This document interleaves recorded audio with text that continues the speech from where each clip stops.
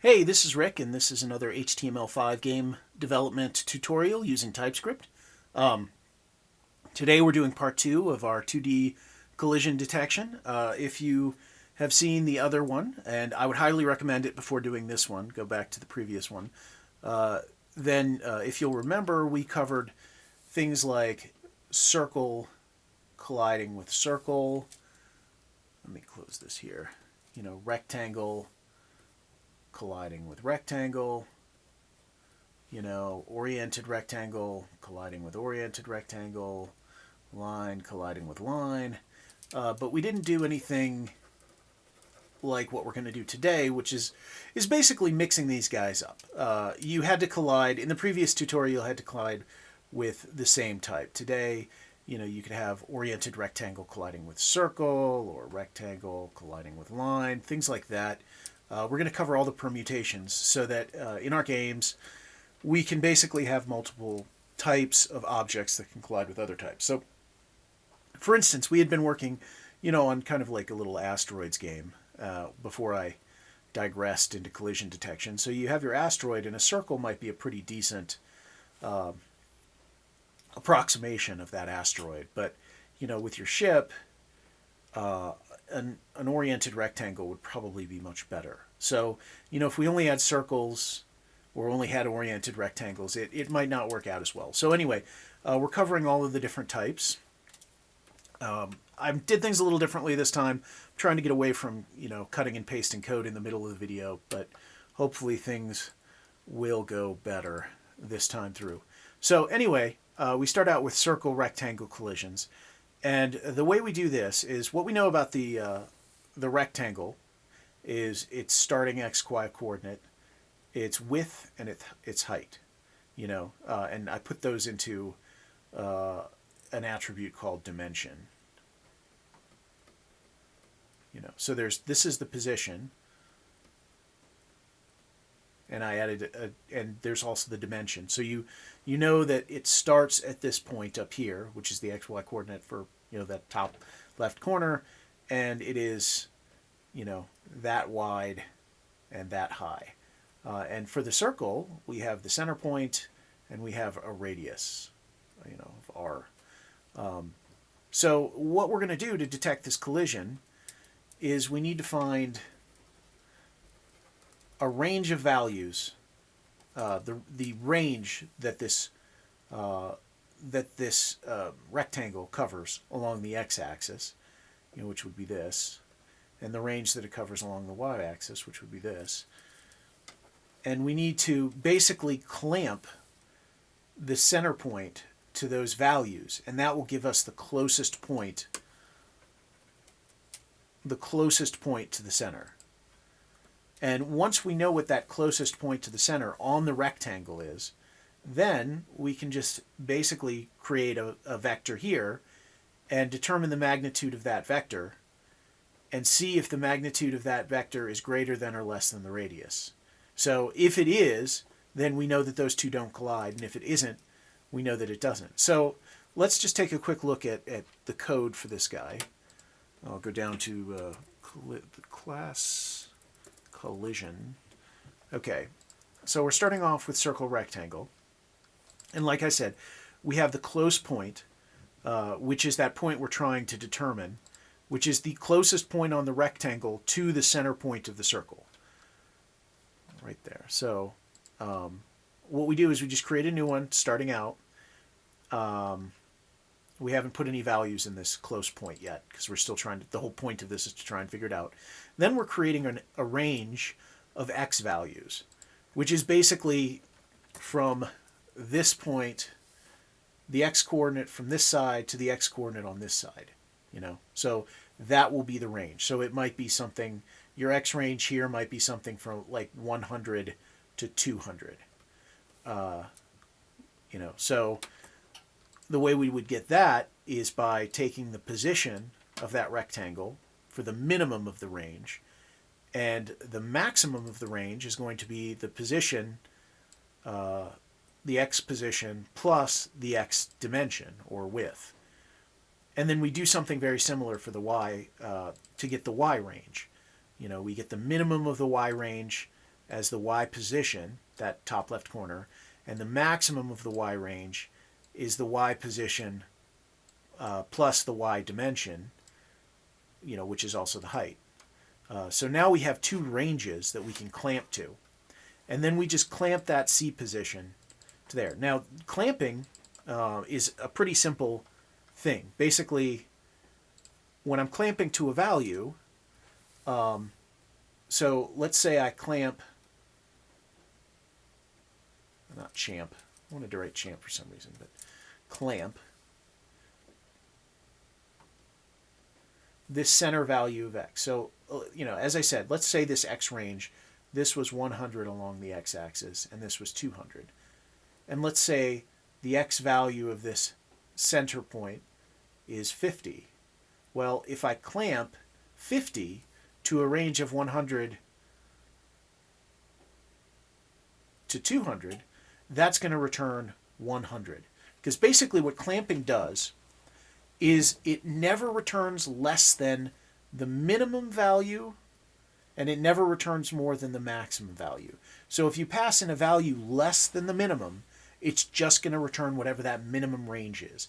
And if you pass in a value greater than this maximum, it's just going to return whatever that maximum is.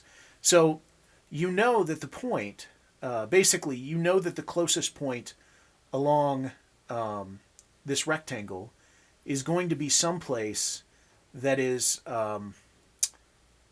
basically as far as close as you could get to this point, but it still has to be on that rectangle. So, because of that, you know that it's going to be as close to this point as you can, but no less than 100 on the x value or the x-axis. And you do the same thing with the y range. So you might have a value up here of 50 to 100, and the y value here might be something like 80, comma 80. I'll put it like that. So when you clamp 80 to a value between 50 and 100, you get back 80 because 80 is in that range. So clamping to this y range will just give you whatever you pass into it, because as you can see, the y value is something that you can get to within this rectangle's range. So that gives you the closest point. And once you have the closest point, all you have to do is figure out what this d vector is, what its magnitude is. And that's just this point minus this point. The x value of this minus the x value of this, the y value of the close point minus the center value, the center y of the close point, and that gives you this vector. And then you find the magnitude, and you just compare that to whatever your radius is.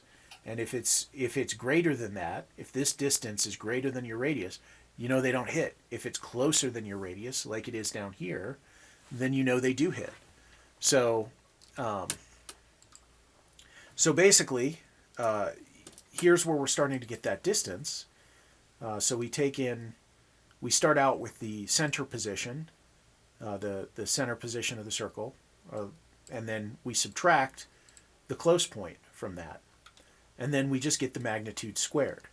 And we're just doing the magnitude squared. I think I've already mentioned this. It's faster, since you're using the Pythagorean theorem to get that distance, it's faster to not take the square root. If you don't remember the Pythagorean theorem, you need to. It's basically a squared plus b squared equals c squared. I cannot write today. Equals c squared, right?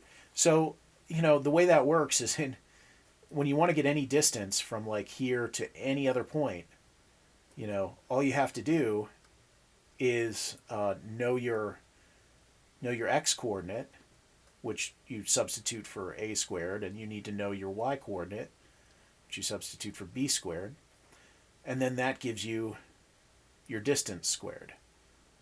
So really, our version of this would be x squared plus y squared equals d squared. And the thing is like taking the square roots is a time-consuming process for your CPU, or you know, however it's rendering it. It's much faster to just leave them squared, because really you want to know if this number is bigger than this number. So if this number is bigger than this number, then the square of this number will also be bigger than this number. So anyway, if the distance is less than the radius, then you return true. There is a collision. If not, there isn't. So let's go ahead and just test this guy. I think I have all the code already set up to test it. Okay, so they're blue if they're not hitting, and they'll be red if they are. So there's a hit, there's a hit, hit, hit, hit. Those two don't collide. Those two don't collide. Collide, collide, collide, don't collide. So that is circle hitting rectangle. All right, so let's move on because we got a lot more that we need to cover. All right, so now a circle hitting a rotated rectangle. Okay, so this one is kind of interesting. You have this circle and this rotated rectangle, and you want to know if they hit.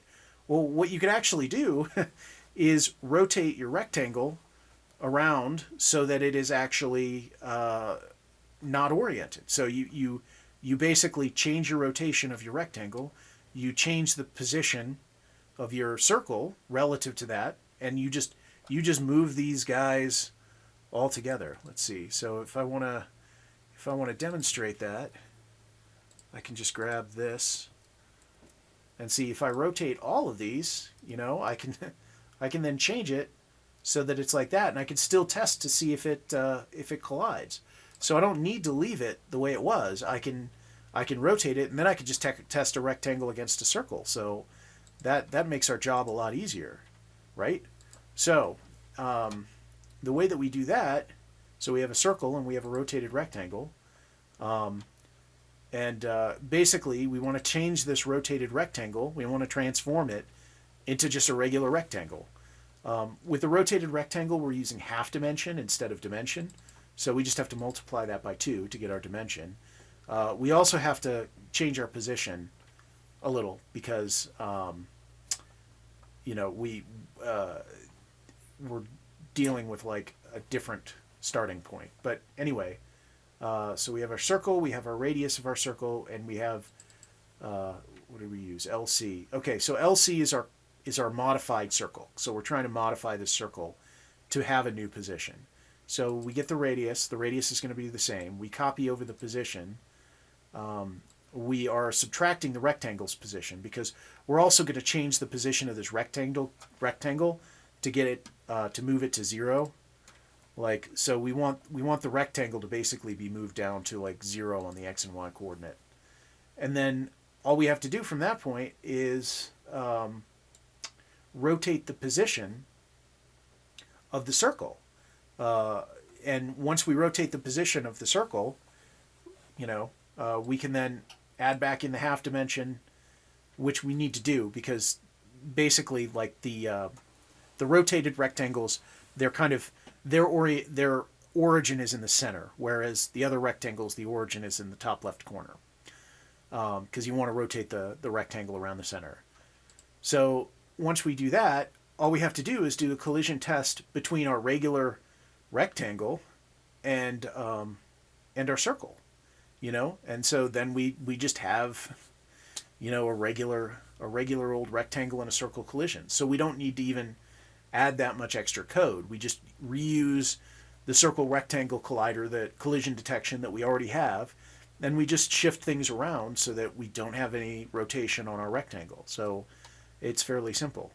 All right, so moving on, circle line. So let's go over here. All right, so we have this circle and we have this line, and I don't remember if I covered projection. I think I did, yes.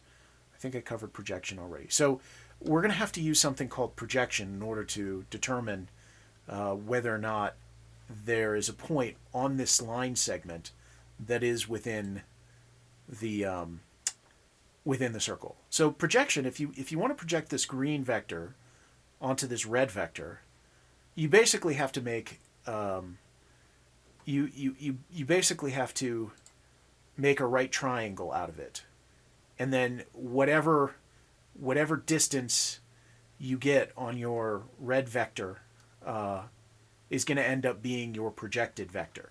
So if you had, for instance, like a longer green vector, let me get this. Right now, the green vector is basically kind of shorter than the red vector, and so the projection ends up being shorter.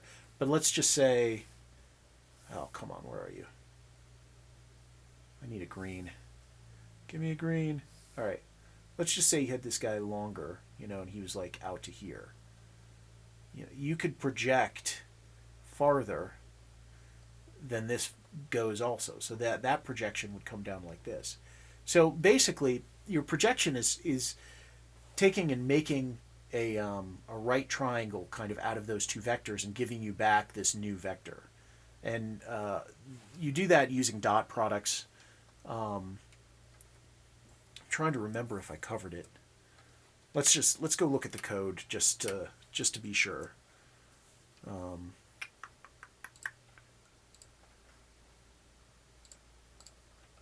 Okay, so it was public project. Okay, so we're projecting onto. So we have this vector, and we're creating a new projected vector out of this one, and we're projecting onto this onto guy. So we start out getting a D value by projecting, dot onto dot, and that's basically to see, are they going in this, are they going perpendicular to each other? And if they are, then you're not going to be able to do the projection, and it's just going to be whatever it was, So this test here is basically testing, are these two things perpendicular? So otherwise you get kind of a multiple, and you're trying to basically, so you start out with this copying the onto, and then you're multiplying it by whatever the dot product of the onto is, divided by whatever this D was over here. And for the most part, it'll be it should be some percentage of like 1. So anyway, you end up getting the projected vector after you do this math. It's not that hard. I've seen it covered. If you really want like a more detailed explanation about like what's going on here, I know Khan Academy has a lot of like tutorials on projection. But basically the bottom line is you're kind of trying to create a right triangle. And this guy also, just to let you know, it's not like they have to be, one of them has to follow an axis like that. It's kind of how it worked out, when I was demonstrating it. But let's say, these more likely would be something like that.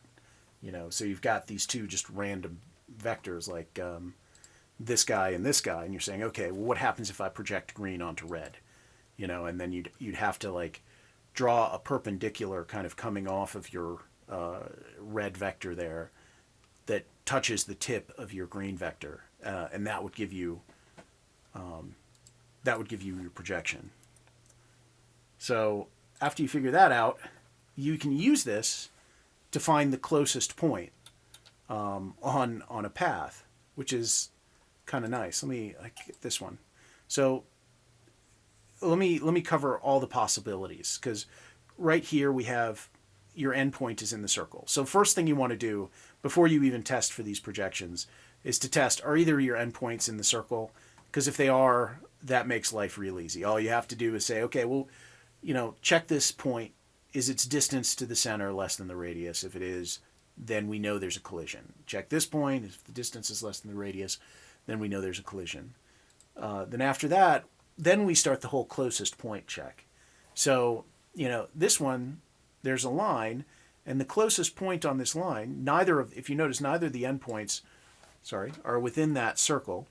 So the closest point, you have to use this projection method that I described down here, and project down, from basically what you're doing is you're drawing a green line. You're drawing a vector from the endpoint, one of the endpoints, it doesn't matter which one, to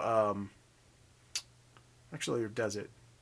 No, I think maybe you have to do with both. I'll have to check the code. I'll tell you that in a second. So you're drawing a line from the endpoint to the center of the circle, and then you're projecting a vector down onto this line that you have, and that gives you the closest point to the center of the circle. And if that point lies within the circle, then you know that there's a collision. So yeah, I think you only have to do it with one. Yeah, because either way, you'll end up, because if you project it this way, if you draw this guy out and you project it, you're still going to get the same closest point. Because, like, you know, there are two right triangles that make up the triangle that connect these 3 points. You know, and you want the it doesn't matter which one you choose, because they'll both be right triangles and they'll both share this point here. Okay, glad I got that straight in my head. Hopefully it's straight in yours. So here's an example of a closest point that is not within the radius. You know, so we drew this line out, and it happens that this end point is really close to the to the closest point anyway. But when you do the projection, that's where it gets. Now here's something interesting. You could project, since you can project to a point that is not on the line segment, but rather on this line, you know, because this, if you imagine this line extending onto infinity, your projection goes not necessarily on the line segment. It may be that your projected point is within the circle, as in this instance. However, you then have to do a test to find out, is this closest point actually on this line segment? So, you know, you could do that by, I believe I do that with clamping, just to check. Yeah, I'm pretty sure. So anyway, I'll have to go through into my code and see how I'm doing that. But let's open the code back up and try and walk through this guy. So let's do class collision. All right, so now let's go down to circle. Okay, we already did circle rotated rectangle. We're doing circle line. Circle line. So, all right, in circle line, we are taking our temp vector here, and we're copying the center of the circle. And then we're subtracting the starting point on the line position. So we only need to do this once. So then so this is the endpoint test. The first thing we're doing is the endpoint test, is the distance from the center to the first position on your line, from like the starting point on your line, is that less than the radius? And if it is, then we know it's a hit. And then we just test the other point the exact same way, test at the end point the same way to see if it's within.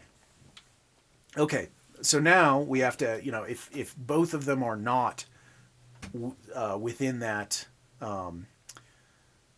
radius, then we have to find out, all right, is there any point on this line that's within the radius? And so we need to start, you know, doing our projection. Oh, and I actually have some little draw line stuff here to test this. So when we go through this, I think you'll be able to see a little bit better, you know, by some examples how this works. So we get our D vector, which is, we're starting out with the end positions and we're subtracting the starting position on the line. So that gives us a distance vector across the line. And that's what we need to project onto. So then we get, we start out with our center position, like of the circle. This is the circle position here. And we're subtracting the starting point of that line.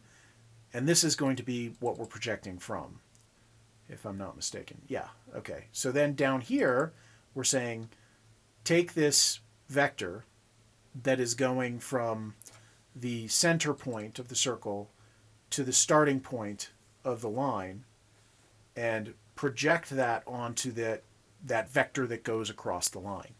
And that will give us the nearest point. You know, or, well, we start out with this nearest point.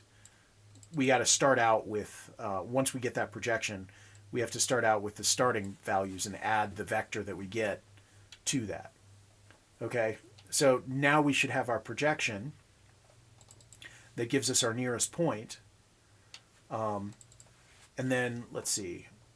So then we have to get our center position, and we have to subtract the nearest point from it to get a distance from the center position of our circle to the nearest point.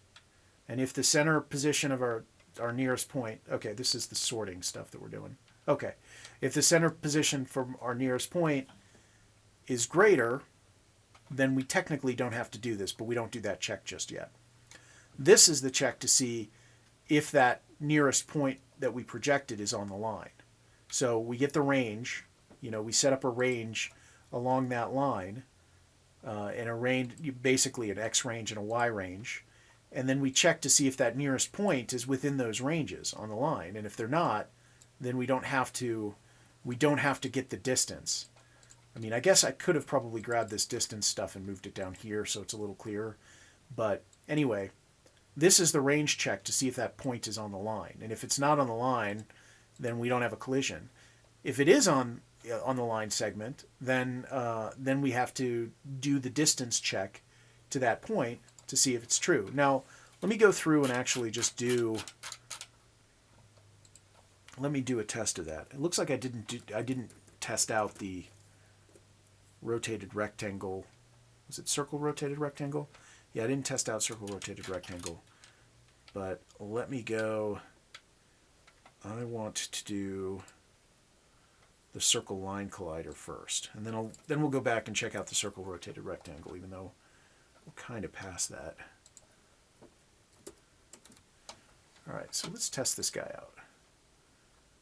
Now I added some extra debug features so you can kind of see what's going on. All right, so here's where this point is. So look, we want to get our nearest point, so we needed to project this vector, onto this line here. Now, so since the line ends there, we're projecting it over to the side. So this is both not on this line, and it's way too far away. All right, so this is also the projection. Like if you look, projecting the vector here onto this guy, it doesn't go very far. And here's another instance where, so we're basically like we're projecting this onto this, and it's getting that weird distance. So here's another one that's not working. Let's find the one that works. Here's one that it looks a little more normal, like one of our examples. So we're projecting this purple line onto the blue line, and that gives us this point here, which is clearly still too far. Okay, let me get come on. I need to get one that, see, these are endpoints. The endpoint is colliding. This one is so close, but it looks like the line is just not quite there.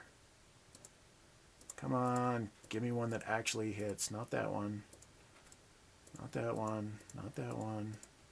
Give me one that is a good example. Oh, dang, I passed one. I had one and I passed it. Come on, baby. Come on. See, I'm getting endpoint collisions, which are kind of like the most common case. And I'm getting ones that are just missing. Like, then it's not hitting. I need one that goes all the way through. This one doesn't go all the way through. That was so close, but the endpoint hit. Come on, give me something. Ah, perfect. Finally. All right, so we're projecting this purple line onto this, red and yellow line here, and that ends up giving you this point. So here's the distance to the point, and it's within the circle, so it's a hit. But as we've seen, it seems like endpoints are the most likely collisions, or just straight out misses.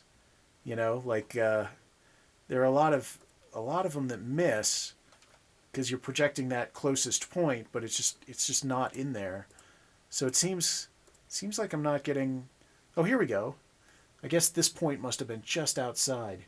So once again, we're taking this line. This is a line from one of the endpoints to the center, and it doesn't matter which one, but we start out with the starting point of the line rather than the ending point of the line, and then we're projecting this vector onto this line here, and that ends up giving you this point. And this point, of course, the distance between here and here is less than the radius, so that works out. But anyway, I'm hoping this makes sense. Of course, all this code is going to be on the website, so you can check it out for yourself. Let me go back and do the rectangle rotated rectangle, or no, circle rotated rectangle collision, because I didn't test that. Although, I mean, I have tested it, but I didn't test it for you guys. So here's the circle rotated rectangle one that we missed earlier. Hello? I was doing this weird thing earlier where it was kind of hanging up on me. I don't know what that's about today.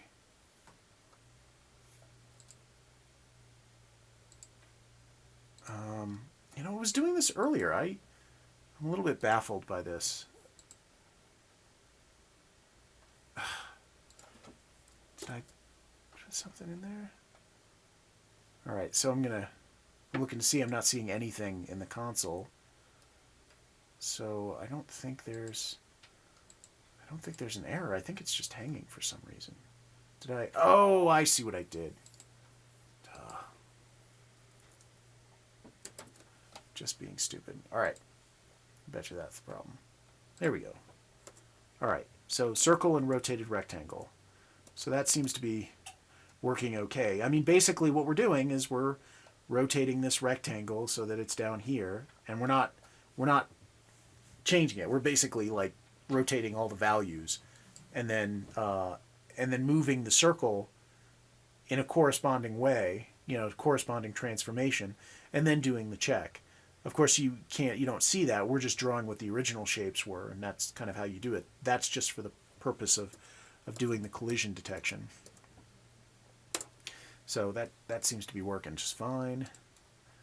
All right, so moving on. So we want to go class collision. All right, so we've done circle rectangle, we've done circle rotated rectangle, we've done circle line. Rectangle line. All right. So, if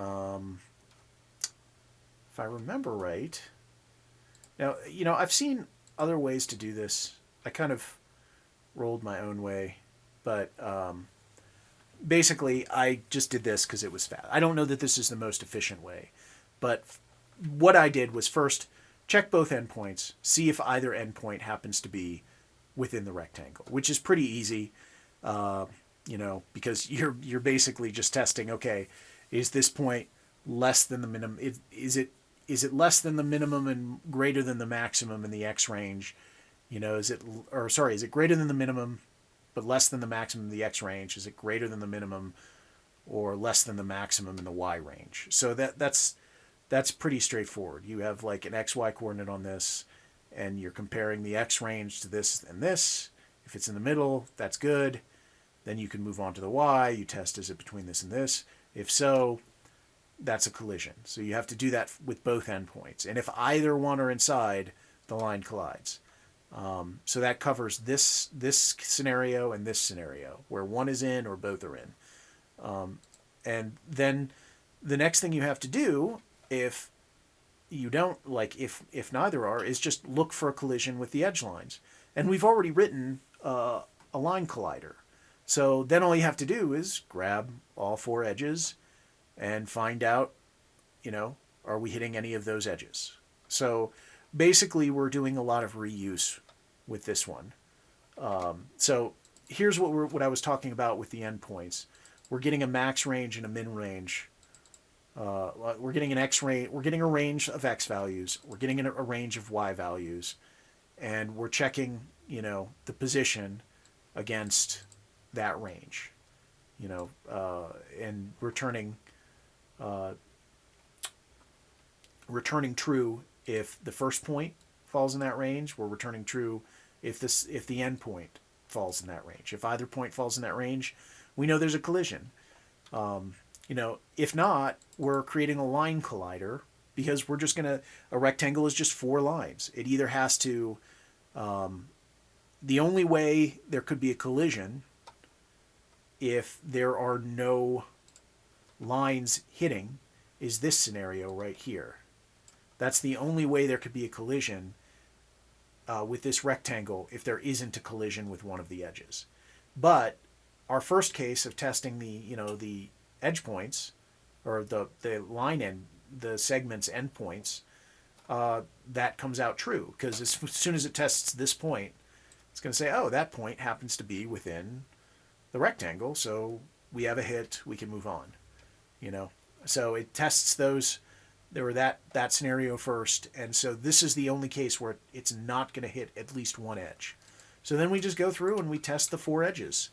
We create a line out of our endpoints on the edge. For I can't remember if I start with the top, but you could go top, bottom, left, right. Or whatever order. If there is a collision with any of those edge lines, you have a collision, and if you don't, then you don't.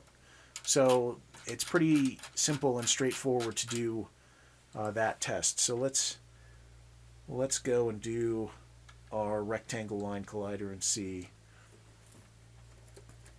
Let me put this guy back in and see if our rectangle line collider is working. Make sure I've got enough. Yeah, there we go. All right. Okay, so blue means they're not colliding, colliding. This is one of those ones where both points are outside, so it must have picked it up on one or more of the edge collisions. So no hit, no hit, no hit, no hit, no hit. Come on, there we go. That's just like it too. Both points are outside. Can I give one where the point's inside? All right, this one it would have picked up faster because one of the points is on the inside. So anyway, seems to be working. So we will go back. What is next? Class collision. Right back down. So we've done rectangles, circle rectangles, circle rotated rectangles, circles with lines, rectangles with lines. Okay, rectangle, we want rectangle, rotated rectangle? Okay, a rectangle with a rotated rectangle.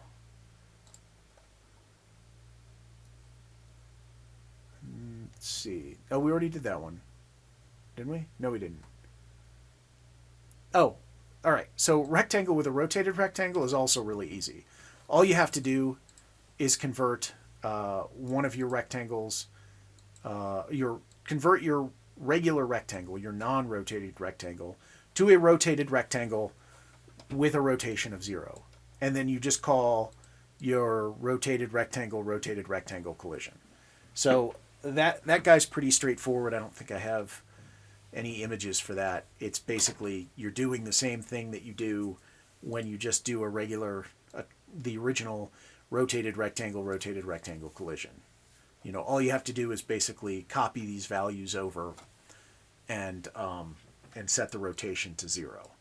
And then you're good, So pretty straightforward, I think. All right, so I think a rotated rectangle line collider. I think I missed that guy. Though this says it's the same thing. All right, so let me go look to see what I did for. I don't think I have this in the code right here. All right, so rotated rectangle, class collision, rot. All right, so let me grab this code.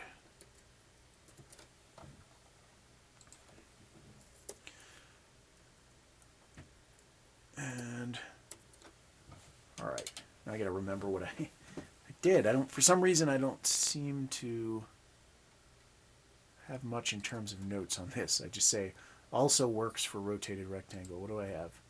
Oh, okay. So I remember what I did now. This was pretty easy. So you remember how I said before, I'm doing my edge detection, and then I'm checking to see, if if anything, if we hit any of the edges. So we can still do that. We could do that with all the edges, but we don't have a way to detect a point in the middle that's as easy as we did with the rectangle. So, but we've already written a circle rotated rectangle detector. So I just use that. I basically turn my point into the edge points into a circle with a radius of 0, because that is effectively a point, and then test that. And that's how I did this guy. So I'm reusing a lot of code in this too. So I'm starting out with my edge tests, and the first thing I'm doing is I'm testing all 4 edges. So I'm just grabbing the different edges of my rotated rectangle one at a time and doing it. That just gives me a line. Like the get edge just returns a line to you. So I actually have to do less with the rotated rectangle to get the edge lines. So I get the 4 edge lines, I test those. If those are all false, I say, okay, well now I need to test the case where one of basically the only other condition that I could have had, if it doesn't hit an edge line, is that I have this rotated rectangle. This is kind of a little misleading now that I'm looking at it, because really what I want to test for is that both of these guys are within.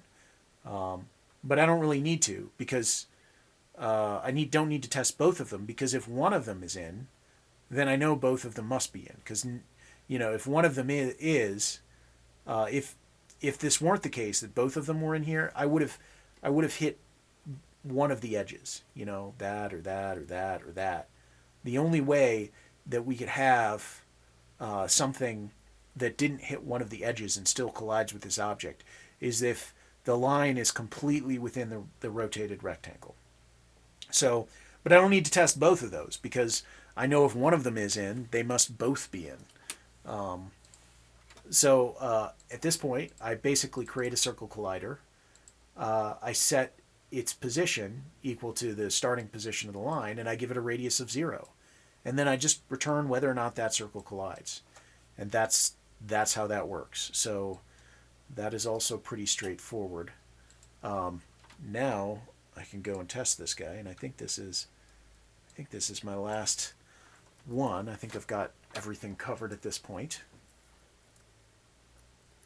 So let me put the test in here. Run this guy. All right, so we got a rotated rectangle and a line. Look, it seems to be working. Although I don't know that getting that edge case is going to be hard. I wonder if I could, what I need to do is I need to come up with actual values that test that edge case. I think I did hit it though while I was running through these. That one almost does. But so far everything, it seems to be detecting the collision just fine. Oh, that was so close. Some of these random things are actually pretty. There we go. Check that out. All right. So both points here are within this rectangle, there and there, and it's not hitting any of the edges, and it's still coming up as a collision. So anyway, that works. We've covered all of our. Oh, let me stop this. We've covered pretty much everything I wanted to cover in this. I know this two-parter is it's been kind of rough getting through all this collision detection. I was going to do polygons, but I'm kind of worn out at this point. Some point later, once we get into sprites, I'll do pixel by pixel collision detection. But for the most part, you don't really want to use that anyway. I mean, it depends on your game. But a lot of times, when you make a game, if you have your like spaceship like this, so we're going to be going back to working on, finishing our little asteroid shooter, and you have something kind of come in and hit it like there, maybe with a circle collider. All right, so it hits it there. There's not a whole lot of gap here. I mean, there is some gap, and that might be noticeable, but a lot of times you can kind of hide that with a nice little particle system or animated sprite that pops up when it hits. because someone will see it coming in, and then they'll see the animation, and they won't, that animation will kind of cover this up, so it won't always be obvious that there's a little gap there. I mean, sometimes there will be. It really kind of depends. And you can solve that by either polygon collision detection, or you could solve that by pixel collision detection.